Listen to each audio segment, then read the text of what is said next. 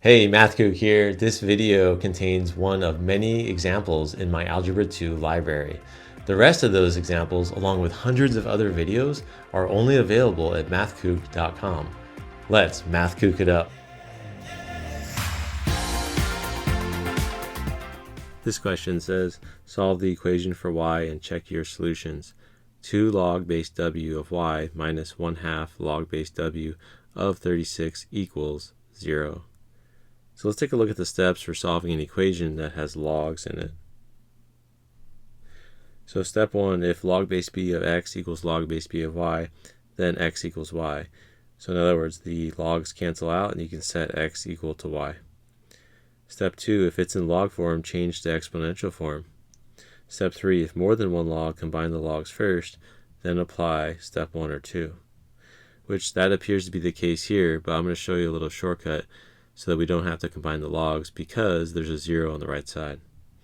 Lastly, step 4, check your solutions. They might be extraneous. Alright, so let's go ahead and bring down our equation. So at first glance, we would think, okay, we want to combine these logs, which you totally can, but there's an easier way to approach this problem.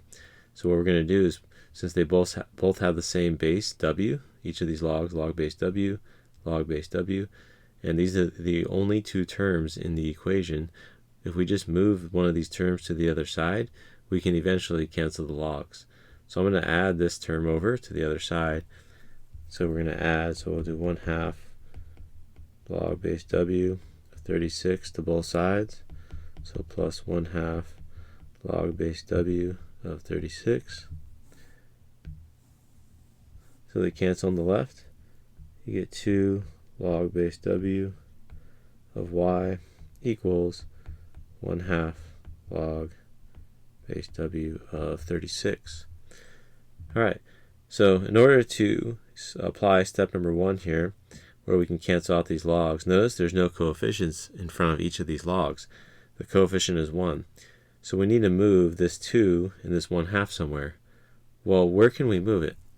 Well, there's a rule for logs. Here's that rule. If you have a coefficient in front of a log, you can move that coefficient up to the exponent of the argument. So it becomes x to the a here. So what we're going to do is move this 2 to the exponent of the y and the 1/2 to the exponent of the 36. So here is what it looks like. Writing our next line, we get log base w of y squared equals log base w of 36 to the 1/2. Alright, what is 36 to the 1/2? Well, that's actually the square root of 36. So notice here though we have log base w of something equals log base w of something. So those logs can cancel out, which is really nice. And we're left with y squared equals, and we said 36 to the 1/2 is really the square root of 36. What is the square root of 36? It's just 6. Next we want to solve for y. How do we get rid of the square? We square root both sides. So y equals plus or minus. Remember the plus or minus, whenever you square root both sides of an equation, we need a plus or minus out front of the square root of 6. Alright, so these are our temporary answers at the moment. Plus or minus 6, we need to check them though. So that's step 4. Check your solutions, they might be extraneous. Okay, so I'm going to get rid of this chart and this rule here, and then we will check our solutions. So let's go ahead and plug in root 6 into here for y and see what we get. So I'm going to plug in root 6 in red.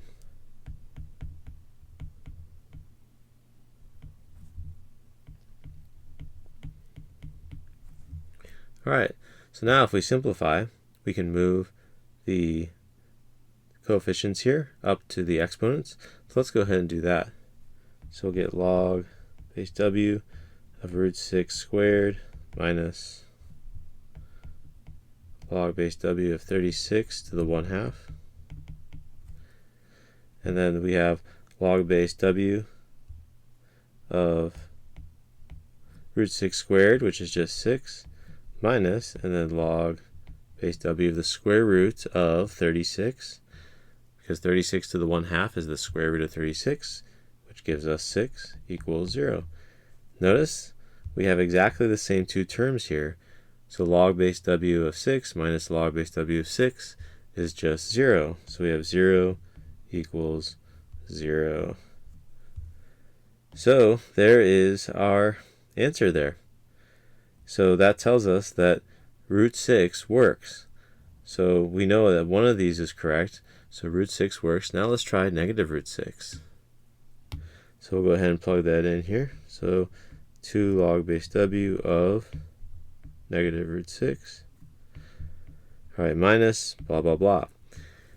Okay, so we can pause here, and the reason why we can pause here is because we're taking the log of a negative number. Can we take the log of a negative number? So the answer is no. This is not going to give us a real number. This is undefined. So that tells us that y equals negative root 6 does not work. So I'll put an x through here. So y equals negative root 6 does not work, but y equals root 6 did work. So our final answer, then I'll write it up here. So our final answer is just going to be y equals positive root 6. Hey Kook, if you found this video helpful, hit that like button, subscribe, and drop a comment. For unlimited access to all of my Algebra 2 videos, visit mathkook.com.